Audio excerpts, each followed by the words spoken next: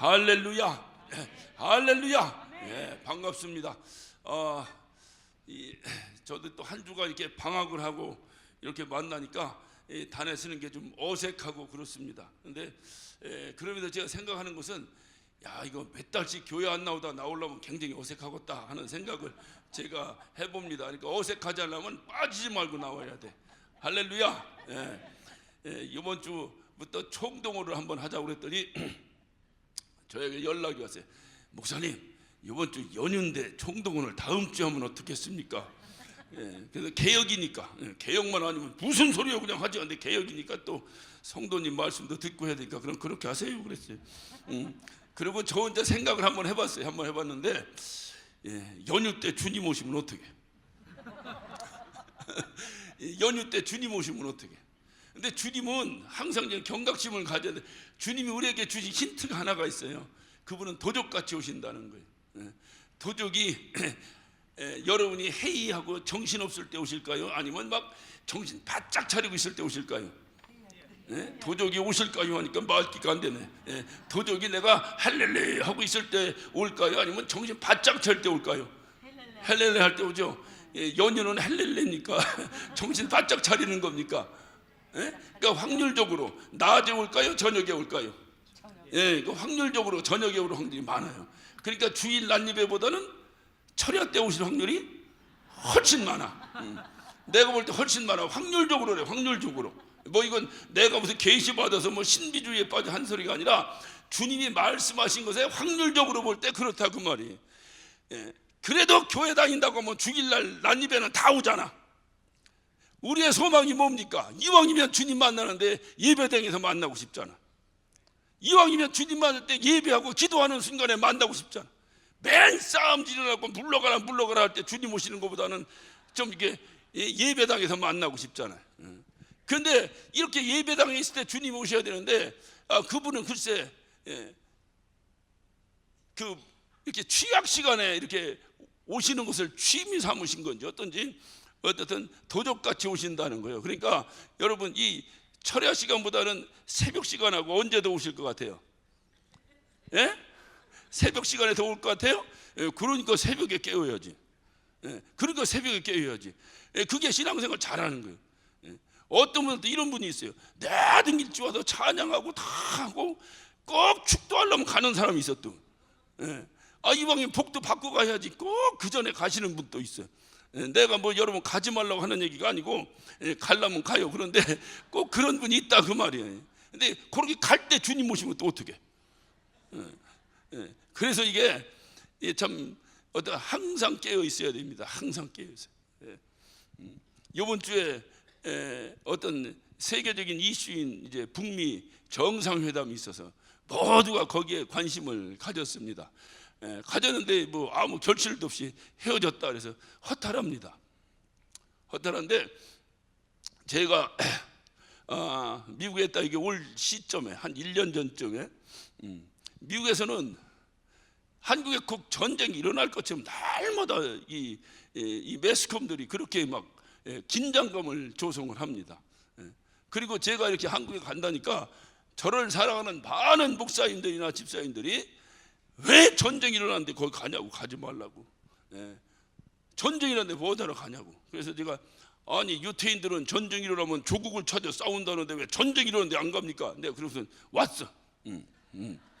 할렐루야. 최소한 이 정도는 돼야지. 왔는데 그 시점에 LA 타임즈에 무슨 기사가 실렸었냐면 신기한 일이 있다. 그 신기한 일이 뭐냐? 이렇게 곧 지금 뭐 이게 미국 정부에서는 저 핵무기 저거 뭐 어떤 비에 관하면 때려 부시겠다 하고 막 지금 해서 전쟁의 그 어떤 분위기를 고조시키고 있는데 당사자인 한국 사람들은 왜 이렇게 평안한가? 왜 이렇게 평안한가 하고 이 서울 특파원의 보도가 이제 실렸습니다. 그러면서 이제 세 가지 이렇게 나왔어요. 첫째, 1번 핵폭탄의 대비가 완전하기 때문에. 완전하기 때문에.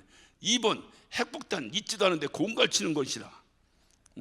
3번 절대로 안 쏠 줄로 믿기 때문에. 어느 거로 때문에 여러분 평안하셨습니까? 3번이 절대 안 쓸 줄 믿어요? 그러니까 우리는 뭐 무조건 믿음으로 하니까, 예. 절대로 안 쓸 줄 믿으니까, 아니 여기서부터 2억 마일리 지구 반대편에는 미국에서는 벌벌벌벌 떨고 있는데, 왜냐하면 그 ICBM이라고 그 대륙간 탄도미사일, 그것 때문에 미국은 떠는 거거든요. 조그만 핵무기 가지고는 끄떡도 안 합니다. 그까는 뭐 자기하고 상관도 없어요. 그런데 이 대륙간 탄도미사일 때문에 미국이 벌벌 떨고 있는 거예요. 왜냐하면 그걸 쏘면 미국 본토에 떨어진다는 거예요. 여러분, 미국의 전쟁사를 여러분 잘 보면 알지만 미국은 본토에서는 한 번도 전쟁이 일어나 본 적이 없어요. 미국의 전쟁은 전부 다 지원 나가서 싸우는 전쟁입니다. 딱 한 번 있었어요. 진주만 폭격이 있었습니다. 하와이에.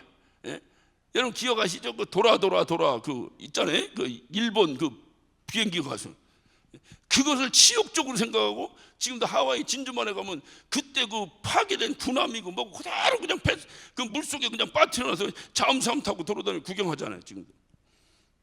그거 외에는 본토에서 전쟁이 일어나 본 적이 없는데, 이거 코딱지만한 나라에서 말이에요 이게. 예? 미국을 겨냥해서 ICBM을 만들어서 시험 발사도 하고, 이제는 완성됐다고 떠들어대고, 뭐 위대하신 경애하시는 뭐 수령 아바인가 뭔가 하면서 뭐 하니까 이 미국이 달달 떠는 거예요. 이게 언제 발사될지 아나. 물론 그 방어한다고 하는 이거 패트리어틱 미사일이라는 게 있어요. 그래서 딱 뜨면 그냥 발사해서 공중에서 폭파시킨다는 건데, 10개 중에 하나만 실수해봐. 그럼 어떡하냔 말이에요. 이게 어떡하냔 말이에요. 그냥 폭탄도 아니고 핵폭탄이니 아무데나 떨어져도 또 데미지는 엄청 클 거 아닙니까? 그러니까 이게 이제 겁을 먹는 거야. 그 9.11 때 그 월드 트레이드 센터 그냥 비행기로 그냥 폭격당해가지고 왕창 무너지는 꼴을 당하고 나서 겁이 나는 거예요. 그래서 때려 부셔야 된다. 아주 초전에 때려 부셔야 된다. 저는 제 개인적인 생각을 해요. 그 만든다 할 때 바짝 하고 죄였어야 되는데 다 만들어 놓고 회담하려니까 배짱 부리잖아. 그래서 참 잘 안 돼. 근데 문제는 뭐냐, 뭐 어떻든 우리야 뭐 믿음으로 안 쏠 줄로 믿으니까 뭐 만들어 놓던 말도 우리는 안 쏠 줄로 믿잖아요. 그러니까 평안하다. 제가 그 생각을 하면서 제가 다른 또 이런 생각을 한번 해봤습니다. 주님이 오신대잖아. 2000년 전부터 주님 오신다고 하셨잖아. 주님 오시는 줄 믿으십니까? 근데 어찌 이렇게 평안하십니까? 1번 주님 오실 준비를 다 해서, 2번 오실지도 않으면서 오신다고 공갈쳐서, 3번 절대로 내가 육신을 가지고 있는 동안에는 안 오실 줄로 믿기 때문에. 한번 여러분이 양심껏 한번 생각해보세요. 뭐 때문에 평안하십니까? 3번이요?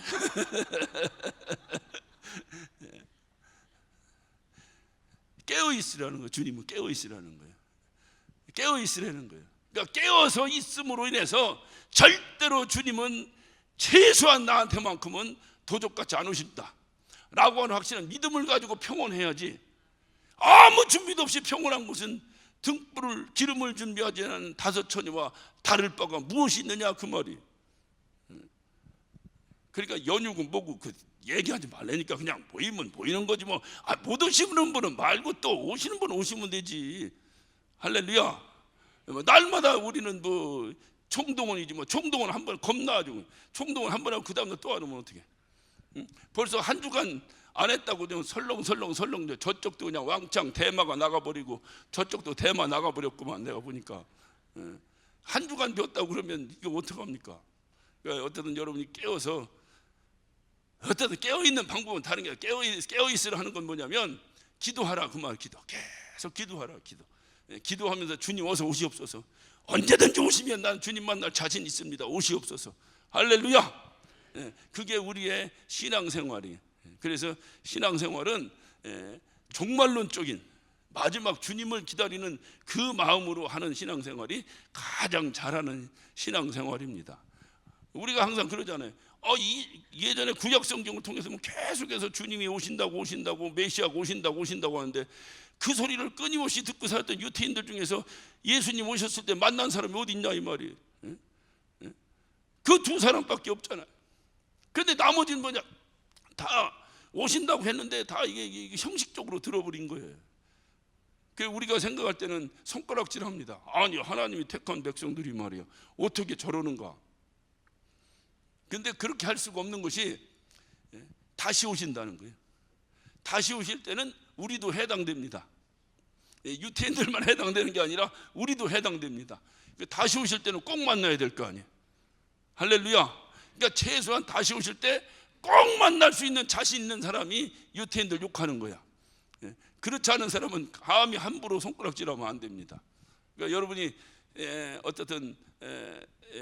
어떤 여러 가지로 볼 때에 주님 오실 때는 어떻든 가까워진 건 분명하잖아요.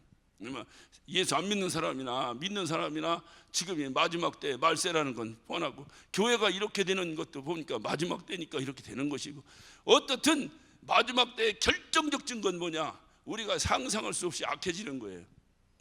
악해지는 거예요. 그는 주님이 우리에게 말씀하셨어요. 악한 사람 악한 대로 내버려둬라. 선한 사람은 선한 대로 내버려둬라. 왜? 내가 줄 상이 내게 있어. 내가 너희들이 일한 대로 갚아줄 것이다 라고 딱 선을 긋고 계시다고요.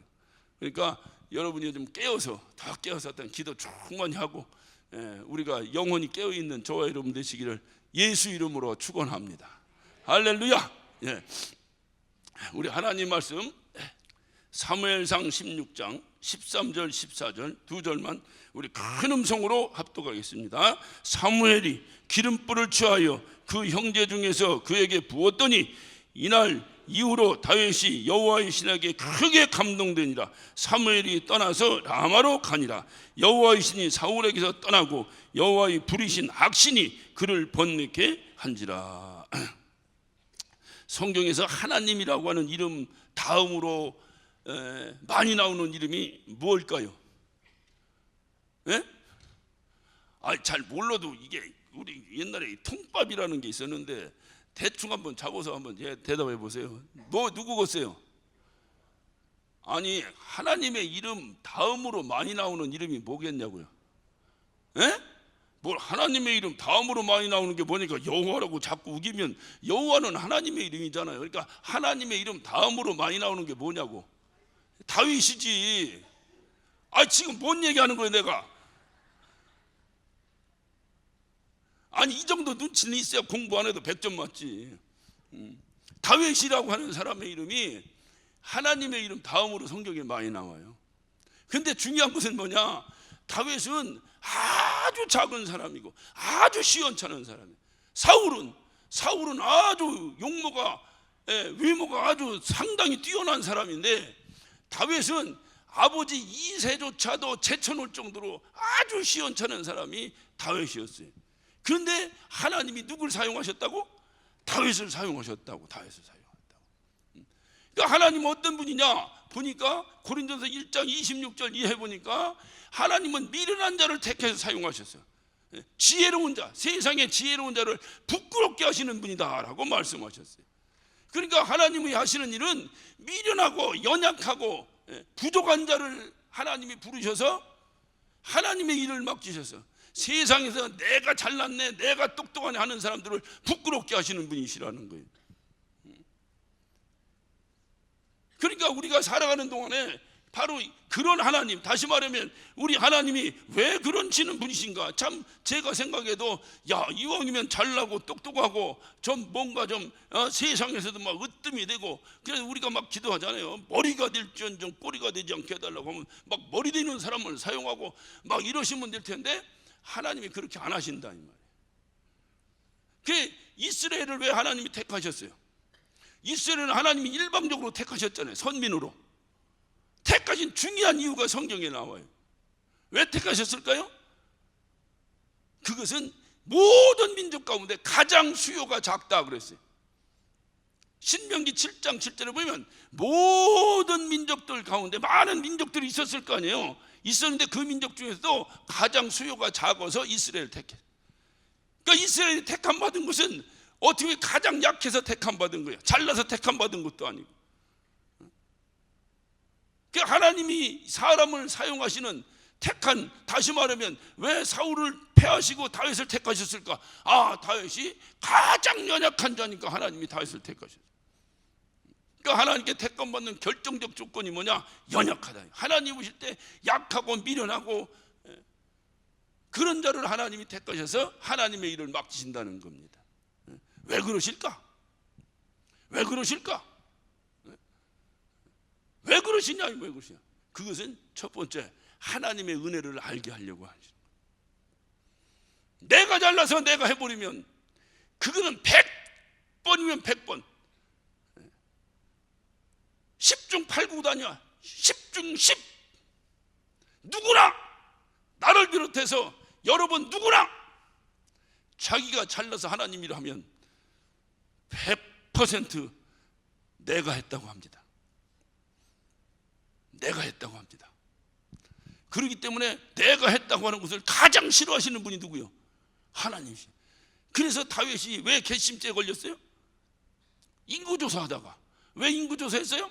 자기가 이제까지 잘해서 태평성대를 이룬다고 생각하고 있다 보니까 두려움이 생긴 거예요. 그러니까 우리 군대 몇 명이나 되나 하고 인구조사하다가 그 중심을 보시는 하나님 옆에 괘씸죄에 걸려버렸어요. 네가 잘나서 이스라엘이 이렇게 태평성대를 누리는 줄 아느냐? 아니다 이 말. 아니. 그러면 왜 태평성을 누리느냐? 하나님께서 지켜주시고 하나님께 보호하셔서 태평성대를 누리는데 다윗 네가 잘나서 했다고 하느냐 이 말이에요. 왜 조그만 어린아이 다윗을 들어서 브레셋의 장수 골리앗을 때려 누웠을까요? 이유는 똑같아요. 그래야 누구도 이유를 달지 않고 이 일은 누가 했다? 하나님이 하셨다라고 한다는 거예요. 만약에 나 정도 되는 사람이 골리앗 때려 누웠으면 나는 하나님이 하셨다고 해. 왜냐하면 나는 나를 잘 아니까. 나 같은 사람이 무슨 골리앗 누겼어. 그런데 권사님이 볼 때는 그래도 내가 좀 힘이 있으니까 한번 했을 것 같으죠. 그렇게 사람은 생각을 한다는 거예요. 그렇게 우리를 만드신 분이 우리를 너무 잘하셔.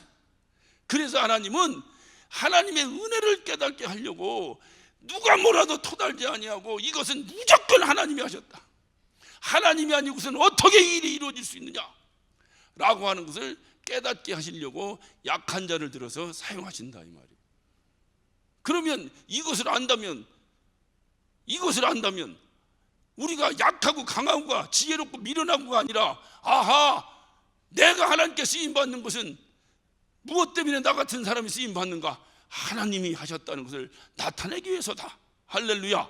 그러니 무슨 일을 하고도 여러분의 고백은 뭐요? 하나님이 하셨습니다. 할렐루야. 하나님이 하셨습니다. 그러면 모든 교회 일은 해결됩니다. 하나님이 하셨는데 무슨 자랑할 게 뭐 있어요? 그래서 오직 자랑할 것은 십자가밖에 없다는 거예요. 뭘 자랑? 심지어는 내가 구원받은 것조차도 자랑하지 말라는 거예요. 누가 하셨으니까? 하나님이 하셨으니까. 이게 하나님이 하셨는데. 이게 기독교 문화가 좀 팽배해진 나라들은요, 이것이 암암리에 자기들 삶 속에서 이런 질서들이 있습니다. 저는 미국에서 우리 아이들 셋을 대학을 공부를 시켰습니다. 아니 목사가 뭔 돈이 있다고 애들 대학을 공부시켜. 근데 여러분 미국의 학비는 한국 학비의 한 3배 정도가 비쌉니다. 그래서 유학 가면 유학생들만 보여. 유학생들은 그 학비 내라고 정신없어서 유학 오면 야 옛날에는 접시 닦으면서 어떻게 했다는데 요즘은 안 됩니다. 되지도 않아요. 한국에 돈이 오지 않으면 절대로 공부 못합니다. 그런데도 유학생들이 많아. 그러니까 한국이 얼마나 부자야. 엄청 부자야. 한국에서도 애들 대학 공부시키기 어려운데 유학을 보내서 공부시키니 말이에요. 근데 거기 사는 애들은 돈 없어도 다녀. 학교를. 돈 없어도 다녀. 돈 없어도 다니는 게 아니라 돈 없어서 다녀. 왜냐? 돈 있는 사람한테는 장학금을 안 줘. 한국은 돈 있고 없고는 안 따지죠. 무조건 1등 하면 장학금 주잖아요. 그런데 미국은 그렇지 않아요. 학교 입학했는데 등록금 낼 만한 형편이 안 되면 장학금을 줘요. 등록금을 낼 형편이 되면 그건 내고, 그건 네가 내고, 낼 형편이 없으면 그냥 줘요. 그런데 거기다 공부 조금 더 잘하면 용돈까지 나와요. 조금 더 잘하면 자동차 사가지고 기름 넣고 자기가 다 운영하고 학교 다녀요. 그러니까 미국은 차 없으면 애들 학교 못 다니잖아요. 그러니까 차가 몇 대씩 해도 다 다니는 거지. 그거 아버지가 돈 더 주면 어떻게 그 공부를 시키겠어요? 왜 그렇게 할까? 그러니까 아이들이 생각할 때에 내가 공부 잘해가지고 공부 1등에서 장학금을 받으면 자기 의의가 드러나는 거예요. 이건 당연히 내가 1등 했으니까 하고 딱. 그러니까 고마울 게 있어 없어? 고마울 게 없어요. 왜냐? 내가 1등 했으니까 당연히 받는 거니까. 근데 공부는 좀 1등 못해야 장학금 받을 만한 자격이 전혀 없는데 집이 좀 가난해. 가난해서 등록금 내기가 힘들어, 버거워. 그랬더니 학교에서 야, 공부 열심히 해. 학비는 우리가 알아서 해결할게 하고 학교에서 그걸 해결해 주는 거예요. 그럼 고마워 안 고마워? 고마워. 그러니까 아이들이 학교에 대한 고마움이 가득 있는 거예요. 학교에 대한 고마움. 자기 학교, 자기가 나온 학교 명문이든 명문이 아니든 보면 상당히 어떤 프라우드하게 생각하고 아주 고마움을 느낍니다. 그래서 나타나는 현상이 뭐냐? 이 아이들이 졸업하고 돈 벌기 시작하면 월급에서 일부분을 띄워서 도네이션 하기 시작합니다. 학교에다가. 왜냐하면 내가 힘들고 어려울 때 그냥 이렇게 혜택을 받으면 너무 고마우니까 누군가 내 후배 중에 가난한 애가 또 그 혜택을 받아야 될 거 아니야. 그래서 명문대학일수록 천문학적인 장학금이 확보되어 있습니다. 어떤 사람이 하버드를 들어가는데 돈 없어서 못 다녔다 그러면 저런 거짓말, 이렇게 하면 됩니다. 입학하느냐 못하느냐가 중요하지, 입학했는데 돈 없어서 못 다니는 애들은 없습니다.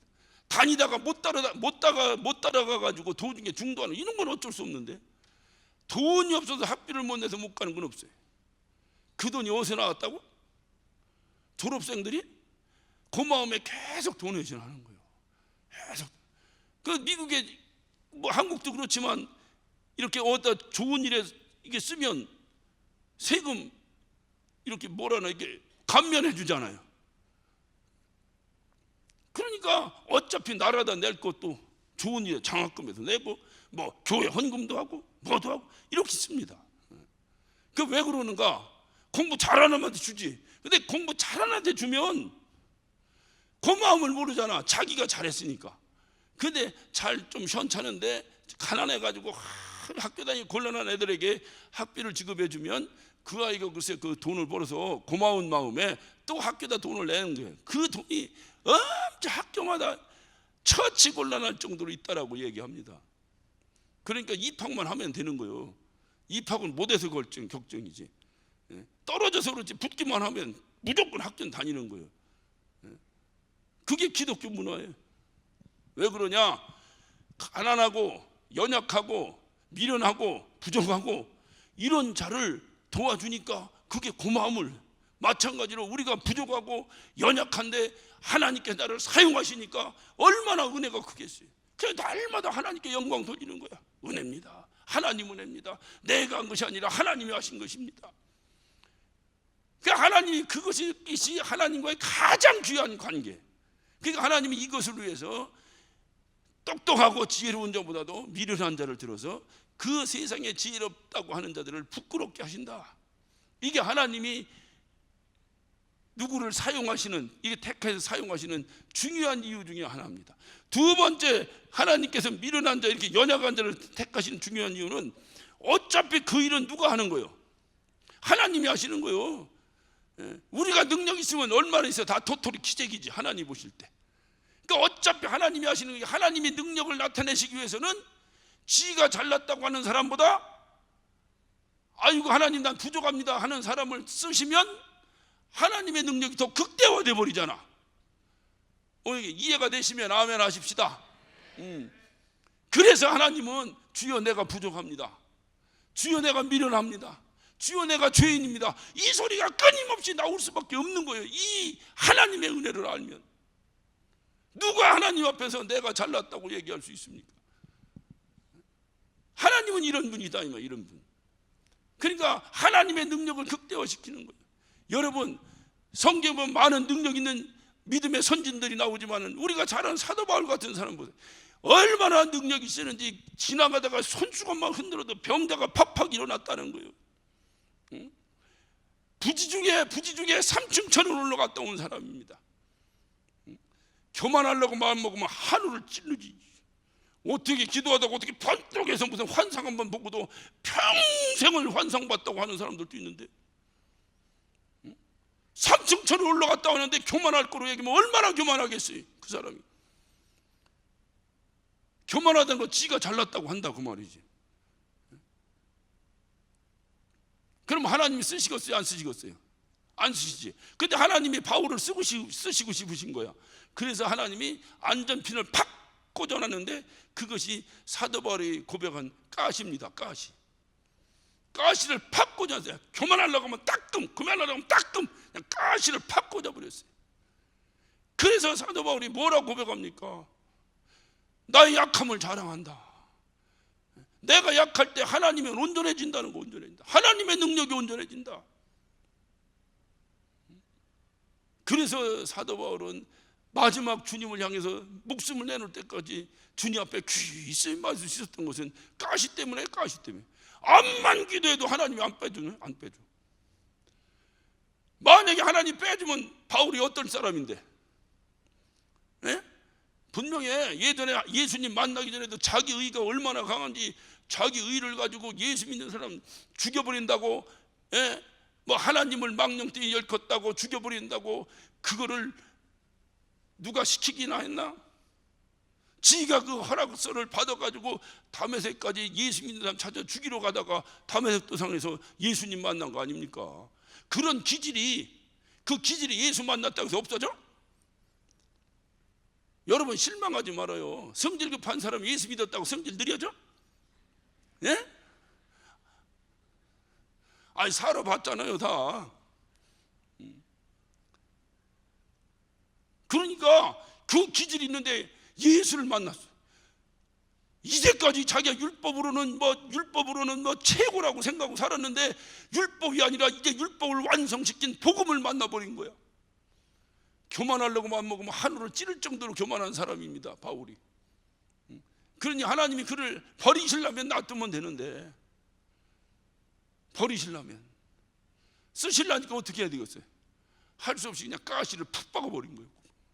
여러분의 혹시 가시 있습니까? 빼려고 하지 마세요. 하나님 앞에 쓰임받는 중요한 도구입니다. 어떤 사람은 그래요. 나에게 하나님께서 쓰실 만한 달란트가 있다고 말합니다. 그러니까 장점이 있다고는, 장점이. 하나님이 장점을 쓰실까요? 안 쓰실까요? 에? 안 쓰셔? 여태까지 설교 내용으로 보니까 안 쓰실 것 같아요? 장점을 쓰시지. 하나님이 장점을 주셨는데 안 쓰시겠어요? 장점을 쓰시지. 문제는 어딨냐? 장점을 가진 이 사람이 장점을 하나님께 쓰임받다가, 장점을 쓰임받다가 하나님을 의지하는 게 아니라 자기의 장점을 의지해버린다 그 말이. 내가 지혜로운데, 무지하게 지혜로운데 이 지혜로움이 하나님께 쓰임받는 거야. 예를 들자면 그렇다 이 말이에요. 뭘 또 놀래요. 그냥 예를 들어서 내가 굉장히 지혜로운데, 그러니까 그 지혜를 하나님 쓰신다 그 말이에요. 그런데 내가 지혜를 하나님 쓰시는 거 하나님을 의지해야 이 나의 장점이 계속 쓰임받는데, 이게 쓰다 보니까 워낙에 나는 지혜로우니까 하고 자기 지혜를 믿어버린다니까. 제 간증이 아니라 여러분 간증도 되잖아요. 여러분 간증도 되잖아요. 찬양 잘해. 나는 워낙에 찬양 잘하니까 하나님이 날 찬양을 쓰시지. 그런데 그 잘하는 찬양을 의지하면 하나님이 안 쓰신다니까. 찬양은 노래 자랑이 아니잖아요. 영감이 있어야 되는데, 영감이. 그 찬양을 부르는 그 소리 듣고 여기 앉아있는 회중이 은혜를 받아야 되는데, 성가대의 그 우렁찬 찬양으로 우리가 은혜 받아야 되는데, 그걸 하나님이 쓰셔야 은혜를 받지. 그러니까 어떻게 해야 되겠어요? 나의 장점이 하나님이 사용하시는 그 하나님이 너무 감사한 거야. 사용 안 하시면 어떡할 뻔했어. 사용하시니 너무 감사하잖아요. 이것이 끊임없어야 하나님이 사용하신다 그 말이에요. 그런데 대개 사람들이 자기 장점이 있으면 자기 장점으로 그것을 의지해서 하나님보다도 그것을 더 의지한다 이 말이에요. 입술로는 나 하나님 찬양한다고 하죠. 또 여러분에게 약점 없습니까? 약점 때문에 좌절할 필요 없어요. 그 약점이 하나님 앞에 무릎 꿇는 중요한 통로가 되기 때문입니다. 장점 가지고 교만한 것보다 약점 가지고 무릎 꿇는 자가 하나님께 합당한 자예요. 성경이 그렇게 말하고 있어요. 성경이 그렇게 말하고 있어요. 그러니까 어떠한 교회 다니고 정말로 예수를 만났다면 교만이라는 것은 예수 안 만난 사람이 하는 거예요. 여러분 인생사도 그래요. 인생사도 제가 막 축구를 무지하게 잘해. 아주 동네 축구 가면 무조건 헤드트릭이야. 얘기할 거 없어요. 그 동네 축구 가면은 교만하겠어요? 안 교만하겠어요? 교만하겠지? 야 인마 나 빼놓고 니들끼리 하면 되겠어? 하고 딱 거들먹대지. 근데 차범근을 만난 거야. 내가 그럼 어떻게 되겠어요? 내가 음행기 주고. 자, 내가 세상에서 모든 능력을 다 소유한 거야. 내가 세상의 권력과 어떤 세상의 부귀와 세상의 어떤 명예와 모든 걸 다 누리는 사람이야. 교만하고 쌍교만하고있어요. 당연히 교만하죠. 그런데 그가 그 모든 것을 주관하시는 예수님을 만난 거야. 대가를 만난 거야. 그럼 어떻게 되겠어? 음의 주님 팍 무릎 꿇어야지. 그게 예수님 만난 증거지. 예수님 만났다는데도 끊임없이 자기의 그거를 자랑한다면 그건 안 만난 거지. 안 만난. 대가를 만나보지 못한 거지. 대가. 그래서 누구나 대가 앞에서는 겸손하게 돼 있는 거예요. 대가 앞에서는. 제가 잘 아는 어떤 목사님이 요리를 잘해. 난 그 양반은 목사 말고 요리사 되면은 요즘 이 셰프들이 얼마나 인기입니까? 예? 세상 몰라요. 세상 몰라. 언제 이렇게 요리사들이 이렇게 인기 있는 시대가 올 줄이야. 누가 알았겠어요? 방송을 들으면 하나하나 넘어갈 때마다 요리 프로그램이요. 뭔 넘어갈 뭘. 근데 어쩜 그렇게 요리들을 잘하는지 말이에요. 근데 이 목사님 요리를 정말 잘해요. 조금 자랑하면 우리 집 사람보다 조금 나아. 정말 잘해요. 제가 미국에서 박사과정을 공부할 때 그 멀리까지 LA에서 저 중부 저 미조리까지 제가 학교를 다니는데 갈 때 돈이 어디 있어 목사가. 그러니까 먹을 걸 싸가야 먹어가며 공부를 하는데 나는 먹을 걸 싸가도 안 먹는 사람이잖아. 응? 누가 좀 옆에서 좀 맛있게 차려줘야 먹지. 그래서 꼭 그 목사님하고 같이 다녔어요. 아주 그 목사님하고 다니면 걱정할 게 없어요. 그 목사님은 그냥 마켓에 가서 장을 봐가지고 들고 다녀. 그러니까 집에서도 자기가 살림 다 해. 여러 쪽이 아주 그 목사 때문에 아주 여러 쪽이 아주 목사들이. 그런데 중요한 것은 어느 날 한국에서 뭐 명동에서 뭘 했다 미국 가면 그런 사람들 많아요. 그냥 요리사들 그냥 요리사 뭐 대통령 무슨 요리사 했다나 뭐 이런 사람들 진짜인지 가짜인지 몰라. 그런데 그렇다고 와서 이제 식당을 오픈합니다. 그래서 어떻게 하다 만나는데 그 앞에 가서 말을 못 꺼내더라고. 요리 잘한다는 말을. 왜냐? 누구나 대가 앞에서는 겸손하게 돼 있습니다. 겸손하게. 그런데 하물며 예수님 앞에서 예수님을 만났는데도 교만하다면 그거는 안 만났든지 죽으려고 환장했든지 둘 중에 하나예요.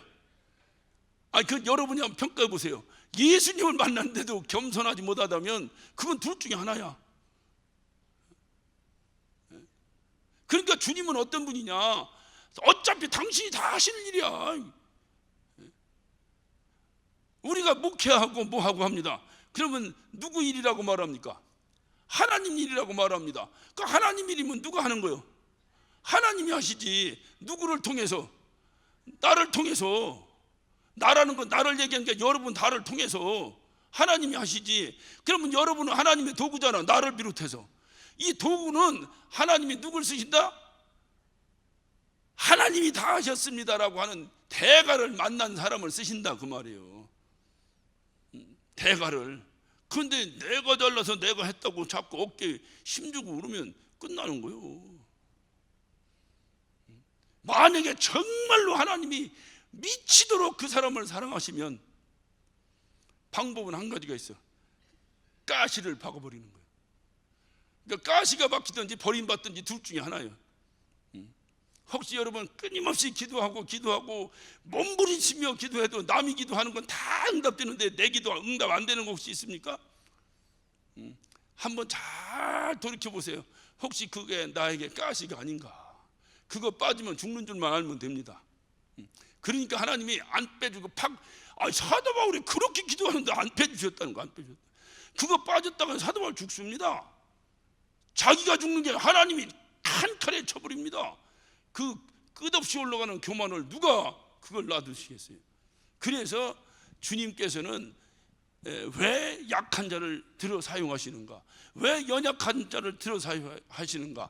이거를 다른 말로 하면 왜 겸손한 자를 들어 사용하시는가? 그것은 이유는 두 가지다. 하나는 뭐요? 하나님의 은혜를 알게 하려고. 두 번째는 뭐요?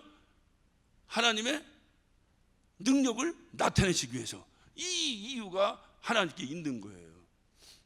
이런 하나님이, 이렇게 연약한 자를 들어 사용하시는 하나님이 지금 다윗을 택하신 거예요. 저와 여러분을 택하신 거예요. 할렐루야. 그러면 연약한 자를 택했으면 누가 책임져야 돼요? 그렇지, 택한 분이 책임져야지. 택한 분이 책임질 충분한 어떤 자격이라고 표현하기가 어떤 충분한 능력이 있으시니까 아무나 택하는 거잖아요. 어차피 내가 할 일이니까. 이 피아노 내가 친다고 생각하면 피아노 못 치는 사람 불러다가 치게 하고 가는 없어. 아무 상관없어. 어차피 내가 칠 건데 뭘. 내가 못하면 잘하는 사람을 써야 되는데 어차피 내가 할 것 같으면 아무나 하면 되지. 아무나 그냥 야 앉아만 있어 그냥 비디오 찍으니까 앉아만 있어. 어차피 치는 건 내가 여기서 칠 테니까. 그러니까 아무나 있으면 되지. 그러니까 하나님께서 당신이 그렇게 어차피 당신이 하실 일이고 어차피 당신의 은혜를 우리에게 알게 하기 위해서 연약한 자를 들어서 사용하신다면 그런 하나님이 지금 누구를 택하셨다고? 다윗을 택하셨다고. 그러면 다윗을 택하셨으면 어떻게 해야 되겠어요? 택하신 그분이 책임을 져야지. 그분이 책임지는 중요한 방법이 뭐냐? 임마누엘입니다. 내가 너와 함께하리라. 부족한 김익현 목사를 들어서 오늘 이 시간 마이크를 잡게 하신 분이 하나님이시라면 그분이 나에게 임마누엘 하셔야지. 그분이 하셔야지. 여기 있는 김익현 목사가 자기 자랑하게 하면 안 되지. 만약에 내가 여기서 내 자랑한다면 여러분 은혜를 받겠습니까? 어따 또 더럽게 자랑하네.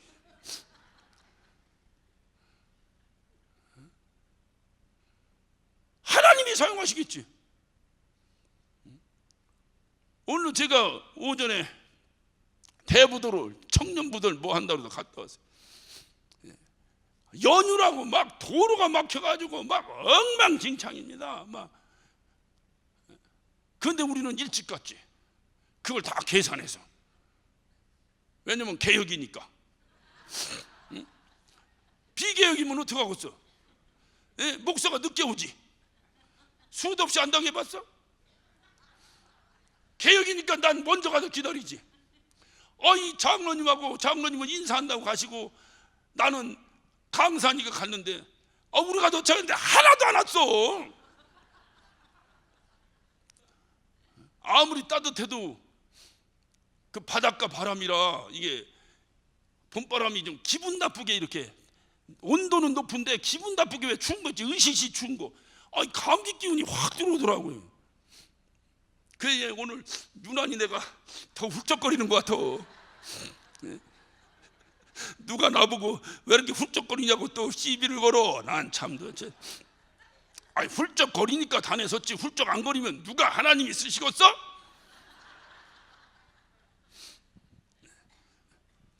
저도 낮에 설교하면 훌쩍거리지 않아요. 밤에 설교해봐. 밤에 와서 이것까지 떠들어봐. 훌쩍거리지 않고 백이나.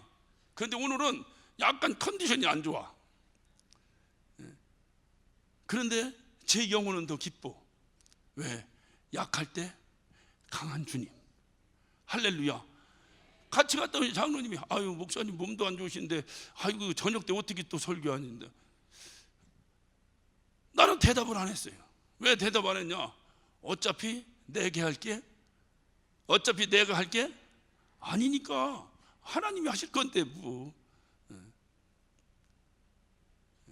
그러니까 여기 오니까 또 체질이야.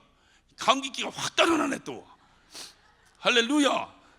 여러분 감기 있으신 분 올라와. 어떻든 올라와서 한 번씩 해. 그냥 여기가 아주 처방되네. 여기가 처방돼. 하나님이 하시는, 하나님이 하시는 거예요. 내가 하는 게 아니고 하나님이 하신다. 하나님. 어차피 그러니까 그분이 하실래니까 어떻게 해야 되겠냐고요. 빈 껍데기 나를 세워놨으니 그분이 하실래니까 어떻게 하냐. 그분이 내 안에 오실 수밖에 없다 그 말이지. 나와 함께 할 수밖에 없다 그 말이지. 그래서 그분이 하시는 거예요. 그분이 하시는 거예요. 그분이. 그래서 우리는 주님이 하셨습니다 이렇게 고백을 해야 되는데, 이렇게 주님이 다 하셨는데 나중에 끝나고 나더니 갑자기 교만기가 싸울라서 야 나 오늘 감기 걸렸는데도 끝내줬지, 내가 끝내줬지 이러면 그 다음 주에 사용하시고 싸나시고 또 어떻든 내가 다음 주에 안 올라오려면 교만했나 보다 이렇게 생각하셔. 하나님이 하신다면 하나님이 그러니까 하나님이 하시는 중요한 그 어떤 증거가 바로 뭐냐, 그분이 나와 함께 하시는 거예요.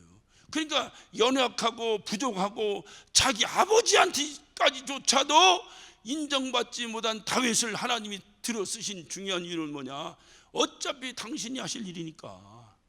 그러니까 당신이 하신다니까, 당신이 하실 일이니까 그 미련한 자를 택하신 분이 책임지고 하셔야 될 거 아니에요. 어차피 그 미련한 자는 못하잖아. 못하니까 미련하지. 잘하면 왜 미련해?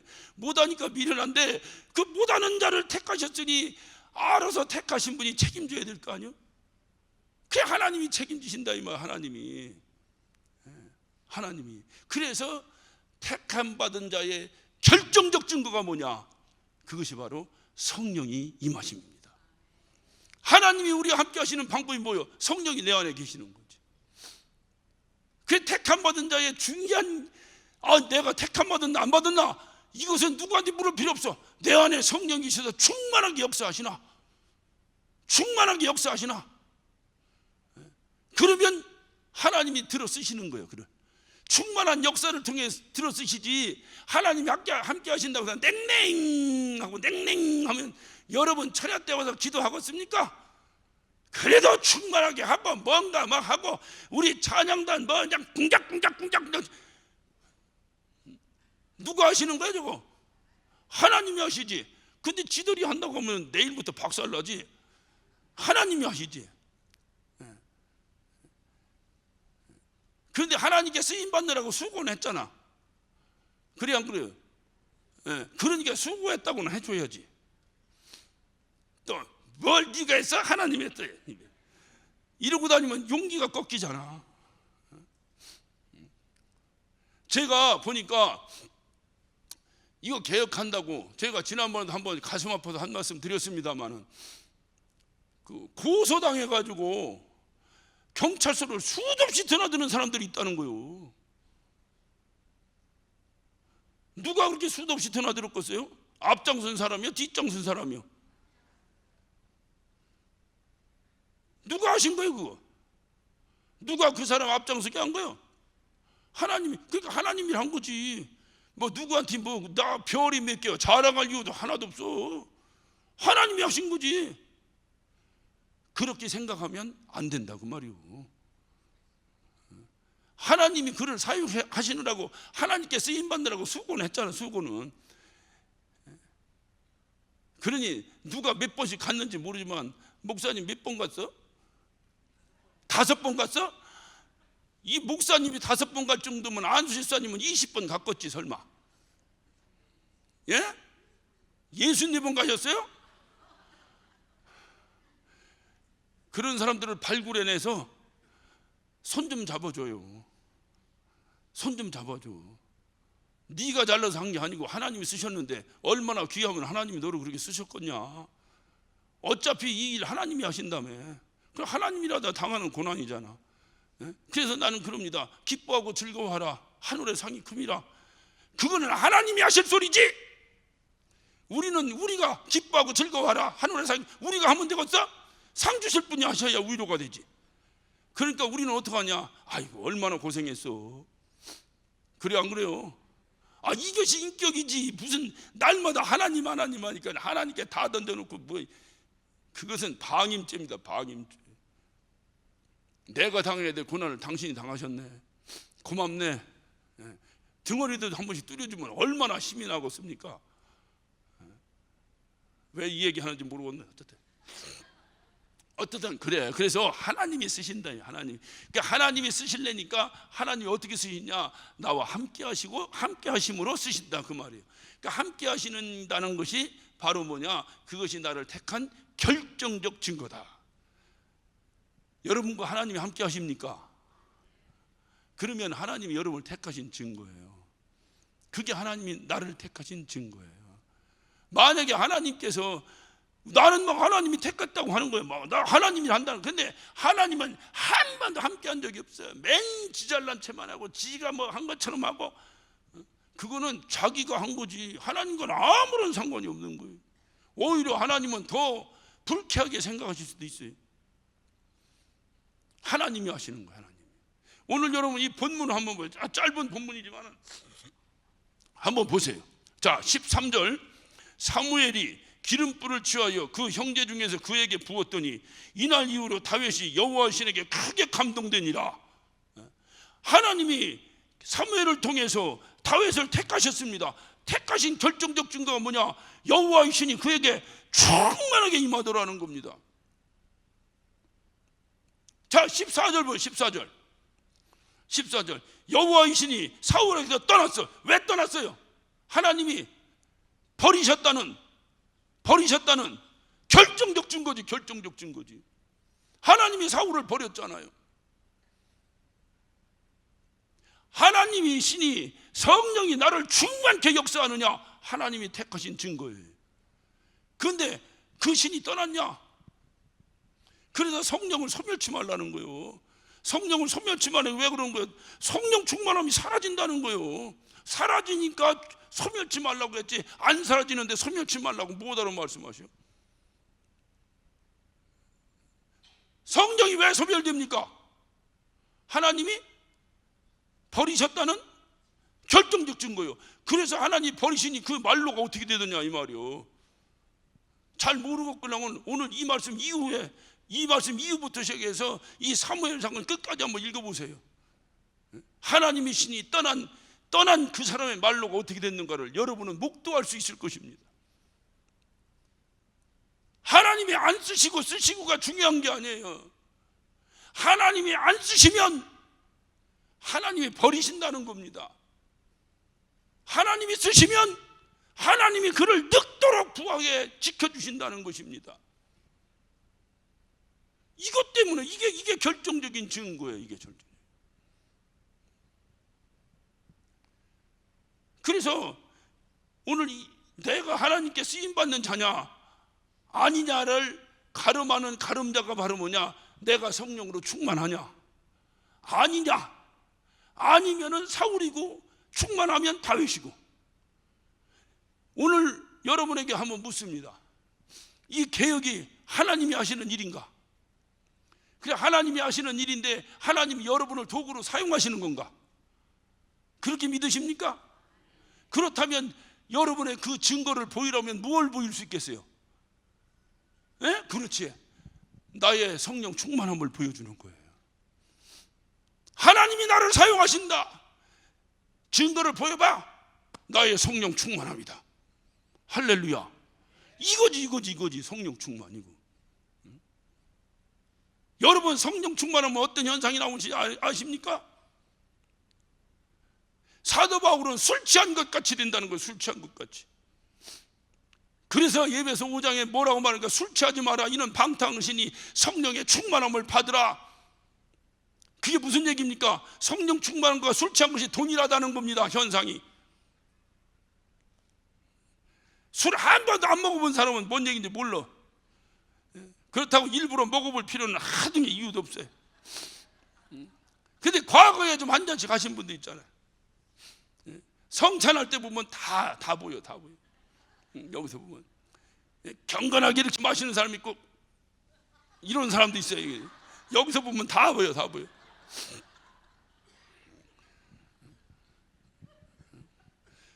그 술 마시는데 왜 마시냐니까. 이 목사님 성경에 술 마시지 말라고 했으니까 술 취하지 말라고 했지. 이런 진짜 그 사람은 미련한 사람이에요. 그 하나님께 쓰임 받아야 돼. 진짜 미련한 자격이 돼요, 그 사람은. 여러분 술 왜 마셔? 취하려고 마시지 취하지 않는데 못하러 그걸 마셔. 맹물 마시고 말아버리지. 왜 술 취하지 말라고 하느냐?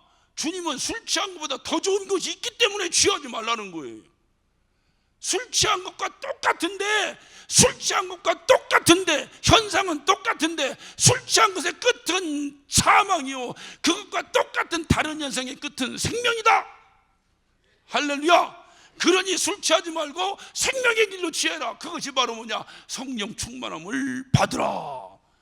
이렇게 성령 충만함을 받으면 하나님이 우리를 택하셨다는 결정적 증거요, 내가 주님 앞에 겸손하게 정말 몸이 으사지도록 쓰임받을 수 있는 것은 내 힘이 아니요 내 안에서 역사하시는 성령의 능력이다, 그 말이에요. 여러분 막 술 취하면 막 겁나는 거 없잖아요. 예? 그러니까 평소에는 아무 소리도 못하던 새님 같은 사람이 술만 먹으면 막 와서 덤벼들잖아. 예? 성령 충만하니까 겁이 없는 거야, 겁이 없는 거야. 하나님이 나와 함께 하시면 돼. 그 힘으로 하나님이 하는 거 아니에요. 그러니까 하나님이 나를 택하셨다는 결정적 증거는 뭐냐? 성령 충만이야. 성령 충만. 어떤 분이 그래. 지난주에 스토리 콘서트 그런 걸 뭐하러 하느냐고 또 누가 그래. 뭐하러 해? 필요하니까 하지. 필요 없는 걸 교회에서 뭐하러 해? 학교 안 다녀봤어요?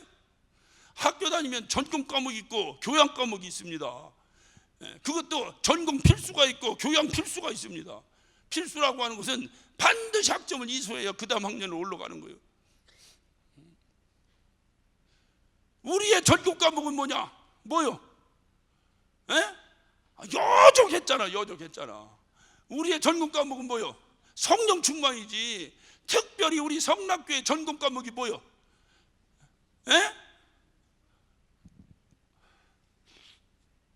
성령 충만한 사람은 또 대답을 크게 하더라고.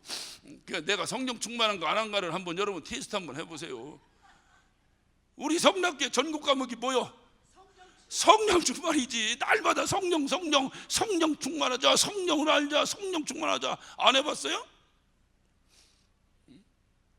오히려 연휴 때가 되면 모여서 집회하고 했어, 안 했어요? 그런데 어떻게 된 게 개혁하면서 연휴니까 충동을 하지 말자고 그래. 나는 연휴니까 더 할 줄 알았지.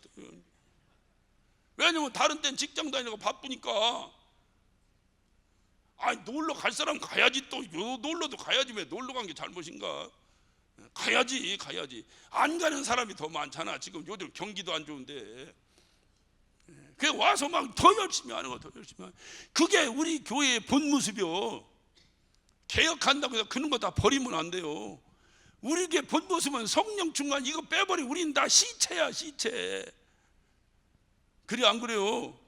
그래, 다른 교회에서 보면 막 성락교회 사람 겁난다고 그러잖아. 그런데 그것만, 성령만 충만하고 교양이 없어. 이거를 감당 못하는 거예요. 이게 감당이 안 되는 사람이에요. 여러분 이렇게 하면 교회마다 조직이 이렇게 돼 있잖아요. 요즘 여기 보니까 목장 어쩌고 한데 옛날에 보면 부역장, 지구장, 교구장 이렇게 직분이 있었잖아. 여기에는 없겠지. 이제 개혁한 사람도 없겠지. 이게 있겠지, 저쪽. 저 사람은 열심은 있는데 교구장 안 하는 게 훨씬 난 같은 이런 사람이 있었어, 없었어? 있었어? 여긴 없지만 있었지. 왜 그 사람은 그 열심히 있는데 교구장 오면 안 될까? 그렇지, 여정 얘기했죠. 교양이 부족해서 그래요. 교양이. 그런 사람들을 위해서 교양 프로그램도 있어야 되는 거예요. 할렐루야. 그러니까 스토리 콘서트 같은 거는 교양 필수야. 이런 게 좀 가끔 좀 들어가 줘야지. 못 알아 하냐고. 못 알아게 왜 못 알아야? 필요하니까, 하나님이 하라고 하니까 하는 거지. 그러나 우리 교회만, 왜냐면 음식점도 보면 중국집이 있고 일식집이 있고 한식집이 있듯이 교회도 교회 나름대로 특성이 다 있잖아요. 있는데 우리 교회는 뭐냐? 우리 교회는 성령 충만한 집이요. 할렐루야. 그것이 우리 교회의 핵심이라고. 어떤 경우로든지 그것을 놓치고 개혁하면 위험합니다. 우리 교회는. 우리 교회 태생이 그렇게 시작됐기 때문에 그래요. 뭔 모임을 해도 기도 세게 하고 성령 충만해서 모임을 갖고, 뭘 해도 성령 충만. 성령 충만하니까 교회가 이렇게 됐다고. 성령 충만해 교회가 이렇게 된 게 아니오. 성령 충만이 사라져서 교회가 이렇게 됐지. 여러분 왜 개혁하게 되는지 몰라요? 성령 충만하면 왜 개혁해야? 그러니까 성령 충만이 우리 교회의 핵심이요. 그리고 그것이 하나님이 마지막 때 일꾼으로 택하신 결정적 증거라 그 말이에요. 다윗을 통해서 우리는 그걸 배우는 거예요. 결정적 증거예요. 그래서 우리는 성령 충만해야 합니다. 할렐루야. 할렐루야. 그래서 저와 여러분이 어떻든 내가 하나님께 쓰임받는 사람이냐 아니냐, 내가 하나님께 지금 하나님이 나를 부르셨냐 안 부르셨냐, 하나님이 나를 찜을 했냐 안 했냐, 이것은 누구한테 물어볼 필요가 없어요. 어떤 미련한 사람은 꼭 목사한테 와서 물어봐. 목사님 나 신학교 가도 될까요 안 될까요? 네가 모르는 걸 내가 어떻게 하냐. 노래도 있잖아.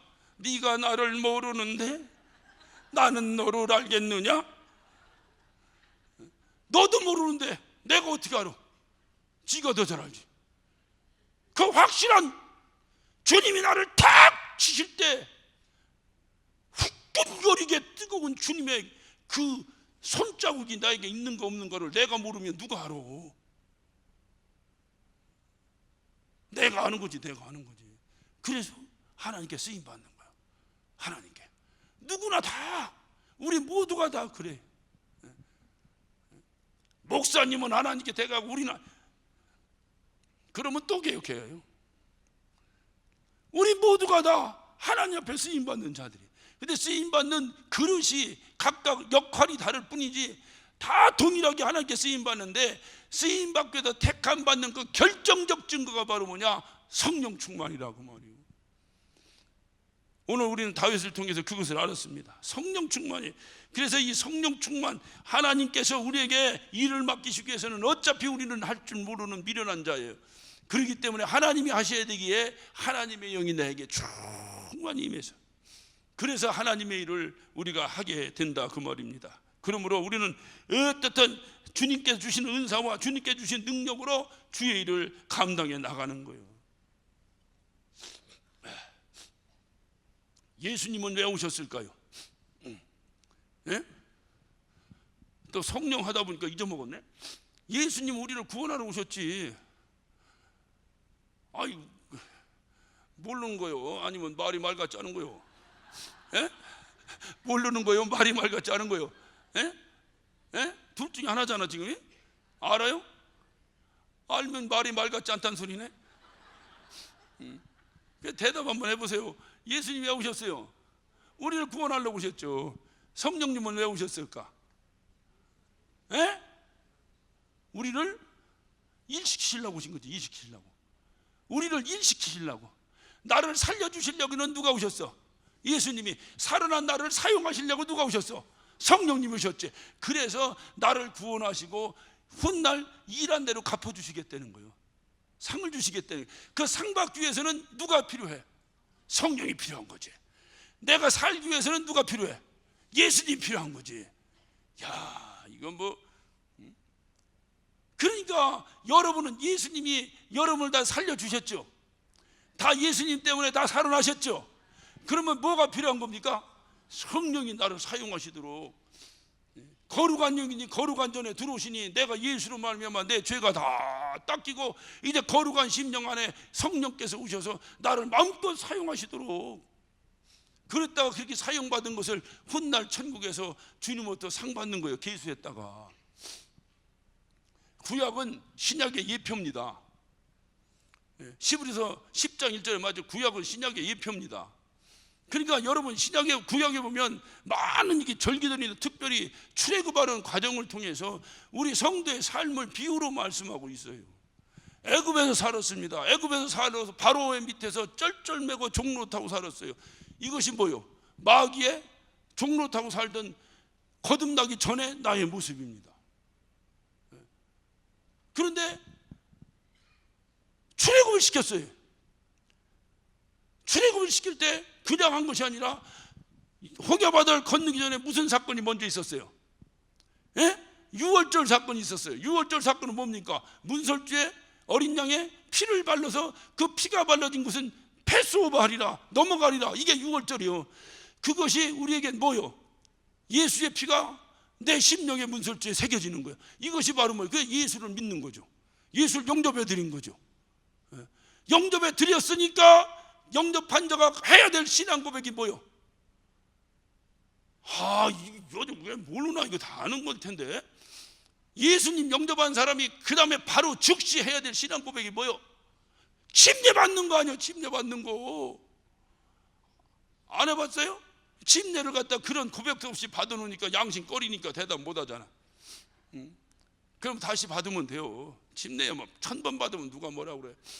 분명한 신앙 고백하에 받아야 돼요. 고백이 잘못되면 안 돼. 제가 고등학교 다닐 때 저 뚝섬에 가서 남들 다 받으니까 그냥 힐리힐리하고 받았어요.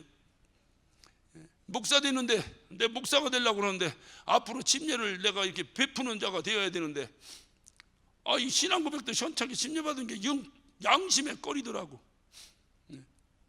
그래 내가 다시 받았어. 저 건물 옥상에서. 지옥 가? 다시 받으니까 지옥 갑니까? 아니에요. 오늘도 여러분이 온전한 신앙 고백이 안 됐다면 이번 주일에 받으셔야 돼요. 꼭 침례탕이 없어 못 받아? 아파트 목욕탕에 가서 받아. 가까운 집에 사시는 장로님이 집 좀 빌려줘. 그래 거기 욕조에 가서 받으면 되지. 신앙 고백이 온전히 돼야 돼요. 그래야 떳떳합니다. 신앙생활이 떳떳하다고. 그래서 유월절을 경험한 자가 바로 홍해를 건넜어요. 홍해 건넌 것을 신약에서 뭐라 그랬어요? 침례받았다. 그래, 침례받았다. 침례받은 자가 그 다음에 지킨, 그래서 뭡니까? 이 광야에 나와서, 다시 말하면 애굽에서 완전히 탈출한 다음에 그 다음에 무슨 절기를 맞이합니까? 7.7절 오순절을 맞이하는 거예요. 구약에서는 오순절날 모세가 시내산 꼭대기에서 율법을 받은 날입니다. 신약에 와서는 마가의 다락방에 성령이 임한 거예요. 성령이. 그러니까 이런 과정을 통해서도 우리가 분명한 것은 내가 예수 믿고 침례받고 이제 살아났다면 하나님께 쓰임받아야 된다 이 말이에요. 그러기 위해서는 어떻게 된다고? 오순절에 성령 임하심을 경험해야 된다는 거예요. 성령이 충만하게. 그리고 무슨 생활이 시작됩니까? 40년 동안 광야 생활이 시작됩니다. 40년 동안 광야 생활은 뭐예요? 성도의 삶이에요. 성도의 삶. 성도의 삶. 그러다 요단강 건너는 게 뭐예요? 며칠 후 요단강 건너가 만나리 주여. 안 해봤어요? 요단강 건너는 게 뭐예요? 죽는 거잖아요. 죽는 거. 그래 요단강 건넜더니 그 다음에 어디가 온 거예요? 약속하신 젖과 꿀이는 가나안 땅이 도착하잖아. 가나안 땅이 뭐예요? 천국이지. 천국. 이렇게 비유라 이 말. 비유. 그러면 지금 저와 여러분은 어디에 와 있는 거예요? 40년 광야 생활에 와 있는 거예요. 광야가 쉬워 어려워? 그런데 왜 여러분 어렵다고 한탄이야? 당연히 어려운 곳을 지금 가고 있는데. 당연히 어려운 거. 그러면 광야에서는 뭐를 배우는 거예요? 광야에서 40년을 돌게 한 것은 주님이 뭐라고 그랬어요? 오직 하나님만을 바라보게 하려 한다 그랬잖아요. 하나님만을 바라보게 하려. 그래서 만나도 하루 먹을 것만 주고, 왜 하루 먹을 것만 줬는데 내일 것까지 꼬불쳐두는 거요? 그 감춰둔 것은 나 어떻게 됐습니까? 썩어버렸어요. 그런데도 왜 감춰두는 거요? 감춰두는 사람은 오늘은 줬는데 혹시 내일 안 줄 줄도? 안 줄 줄, 뭐 말이 이상하네? 안 줄지 모르니까. 그러니까 믿음이 없는 사람이야. 믿음 있는 사람은 날마다 준다고 해서 아멘하면 오늘 것만 먹으면 되잖아. 그래 주님이 일용한 양식을 얘기하신 거요. 내일 또 준다는 거요. 또 준다는 거요. 그러면 어떠냐? 아, 이거 주님 없이 주님이 내일 안 주시면 난 죽는 거야. 그러니까 내가 사는 것은 누구 때문에 사는 거야? 주님. 그것을 가르쳐 주려고 몇 년 걸렸다고? 40년 걸렸다는 거요. 인간 개조가 쉽지 않습니다. 40년 걸렸다는 거예요. 40년 걸렸다는 거예요. 그래서 정신 차리니까 어딜 건너? 요단강 건너.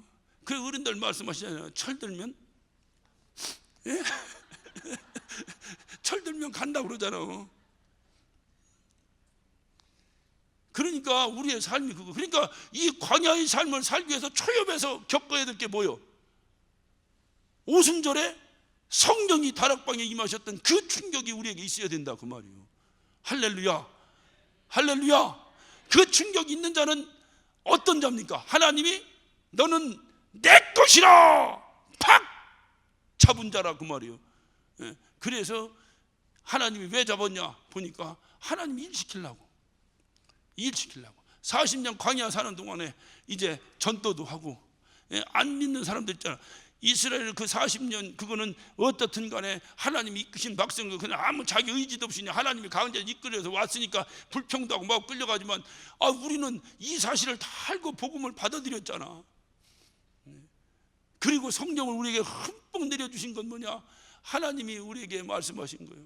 우리 주님께서 가시면서 뭐라고 말씀하셨어요? 나의 남은 고난에 동참해달라고.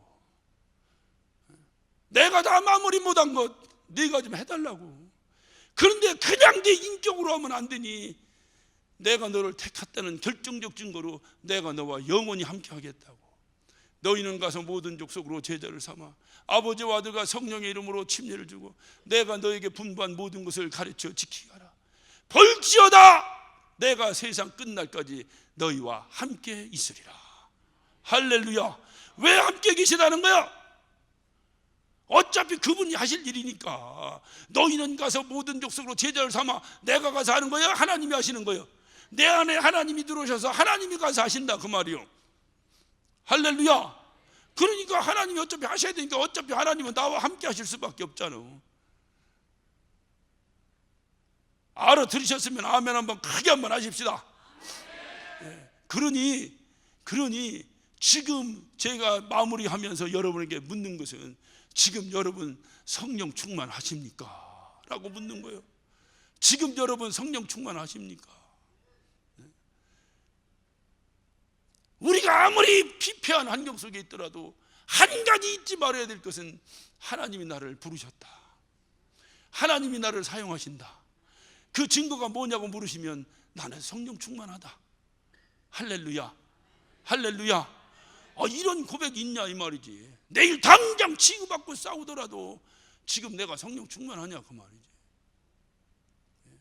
당장 가서 부부싸움을 대판할지라도 내가 지금 성령 충만하냐 그 말이지. 부부싸움도 하나님께서 하시는 증거는 뭐냐면 성령 충만해서 싸우는 거예요. 그런데 여러분이 혹시 성령 충만해서 싸우는데 성령 충만한 것 같지는 않은 거예요 이게. 그러면 하나님이 하시는 거예요? 내가 하는 거예요? 내가 하는 거예요? 그러면 하지 마. 여러분 스스로 판단을 해요. 부부싸움을 하는데 얼마나 하면 할수록 성령이 충만한 거예요 이게. 할렐루야. 집에 가! 시장 가! 오 할렐루야 충만. 막 이렇게 되걸라면 밤새도록 싸워. 그런데 이건 아닌 것 같아. 받은 은혜도 쏟아지는 것 같아. 하다 보니까. 그러면 그건 아니야. 아닌가 긴가를 하나님이 부르신 여러분이 더 잘 알지. 그래 우리의 결정적인 정말로 내가 지금 하나님과 함께 계시다고 하는, 하나님이 나와 함께 하고 계시고 하나님이 이 시간에 바로 나를 지금까지도 내 생명을 연장시켜 주신 중요한 이유는, 지금 이 순간에 내가 호흡을 하면서 이 자리에 앉아있는 중요한 이유는 하나님이 나를 사용하시려는 필요가 있어서 모아주셨다 라고 믿는다면 그 증거가 뭐냐? 나의 성령 충만함이라. 성령 충만함이 걷어지는 순간에 그는 하나님이 버리셨다는 증거로, 버리셨던 증거로 부리는 악신이 그에게 임해버린다는 거예요. 그러니까 우리는 이 세상 사는 동안에 내 정신으로 사는 사람은 하나도 없습니다. 악신에 의한 정신으로 살든지 성령의 정신으로 살든지 둘 중에 하나예요. 하나님이 임하시면 하나님 정신으로 사는 거고, 악신이 임하면 악한 정신으로 사는 거고. 아이고 어떻게 사람이 저럴 수가 있냐, 그런 생각하면 안 된다니까. 사람이 그런 게 아니요. 사람이 하면 얼마나 한다고. 사울이 자기 사위를 죽이려고 그렇게 돌아다닌다니까. 세상에 사위를 죽이려고 돌아다니는 사람이 어디 있어? 장인이. 제정신이요? 이게 나간 정신이요 이게. 예? 알고 보니까 왜 그랬나 보니까 부리는 악신이 그에게 충만히 임해버린 거예요. 오늘 말씀을 마무리하면서 여러분이 꼭 믿습니다. 직분이 중요한 것이 아닙니다. 목사가 중요한 것도 아니고 장로가 중요한 것도 아니고 안수집사가 중요한 것도 아닙니다. 그가 지금 성령 충만하냐가 중요합니다. 사울은 왕입니다. 왕인데 그에게서 하나님의 신이 떠나니까 왕 구실을 못해요. 다윗은 뭐냐? 다윗은 조그만 어린아이입니다. 그런데 그에게 성령이 임하니까 왕보다도 더 큰 일을 합니다. 왕이냐 왕이 아니냐가 중요한 것이 아니고 지금 나에게 성령이 충만하냐 충만치 않으냐가 중요합니다. 목사라고 꺼들먹거릴 필요도 없고, 뭐 무슨 직분 가졌다고 꺼들먹거릴 필요도 없고, 뭐 나는 아무 직분이 없다고 기죽을 것도 없고, 지금 내가 성령이 충만하냐. 직분이 일하는 것이 아니라 내 안에 계신 성령이 일하신다 그 말이에요. 할렐루야. 그런 개혁이 성공합니다. 그런 게 지금 이 시점에서는 누가 뭐라 해도 하나님이 나를 쓰시냐 안 쓰시냐를 결정적으로 증거하고 증명할 수 있는 좋은 절호의 찬스예요. 지금 저와 여러분 가운데 성령이 충만한가? 우리가 성령을 모시고 있는가? 충만히 모시고 있는가? 이것이 우리 개인의 미래를 또는 교회의 미래를 결정합니다. 어떤 교회 미래학자가 그런 심각한 예언을 했습니다. 그건 무슨 예언이라도 미래학자니까 미래를 얘기합니다. 앞으로 50년 후에는 큰 교회는 큰 오페라 극장으로 변하고 작은 교회는 작은 술집으로 변할 것이다 라고 심각합니다. 큰 교회는 큰 오페라 극장으로 변한다는 거예요. 여러분이 저는 교회에 사람 없으면 그거 어디다 쓰겠어? 어디다 쓰겠어? 예? 어떤 사람은 백화점 한다고 그래. 누가 백화점을 그렇게 집니까? 여기 현대백화점 안 가봤어? 결국은 오페라 극장밖에 못 써요. 그 얘기하는 게 큰 건물, 큰 교회는 오페라 극장으로 변한다는 거 50년 후에. 그리고 작은 교회는 작은 술집으로 변한다는 거. 여러분 영국이나 독일 같은 데 가봐요. 교회 모습 그대로 해놓고 술집 간판 걸어놨지. 앞으로 한국 교회도 그렇다는 거예요. 단 지금 성령 충만하지 않으면, 지금 기도하지 않으면, 지금 우리가 무릎 꿇고 있지 않으면 이 교회도 그렇게 된다는 거예요. 기도하십시다. 오늘 이 시간 우리 간절한 마음으로 기도하실 때 주님이 나를 부르시고 주님이 함께 하신다는 결정적 증거가 뭐냐? 너무 쉬운 얘기 같은데 지금 내가 성령 충만한가? 내가 지금 성령 충만하다면 그 증거가 뭔가? 지금 내가 정말로 최선을 다해 기도하고 있는가? 지금 내가 정말로 내 주변과 교회와 내 영혼과 내 가족으로 해서 몸부림치며 기도하고 있는가? 어쩌면 나로 인해서 주님이 영광 받으셨으면 좋겠다고는 열망이 나에게 있는가? 그러한 열정이 나에게 있는가? 아니면 여전히 정신 못 차리고 나 아니면 안 되는 것처럼 생각하고 나한테 져가지고 지금 나에게 닥친 이 엄중한 사태조차도 이해 못하고 살아가고 있지는 않는가? 주여, 주님이 이 시대에 나를 부르셨음을 확신합니다. 그러니 내가 성령으로 충만해서 그 충만 앞에 순종해서 주님의 뜻을 이루는 한 획을 긋는 삶을 살다가 주님 만나게 하여 주옵소서. 주님, 내가 그렇게 만나고 싶습니다. 주여, 당신이 나를 부르셨다는 결정적 증거, 주여 나에게 성령 충만케 하여 주옵소서. 우리 다 같이 주여 삼창하시고 정말로 간절한 마음으로 한 목소리로 기도하십니다.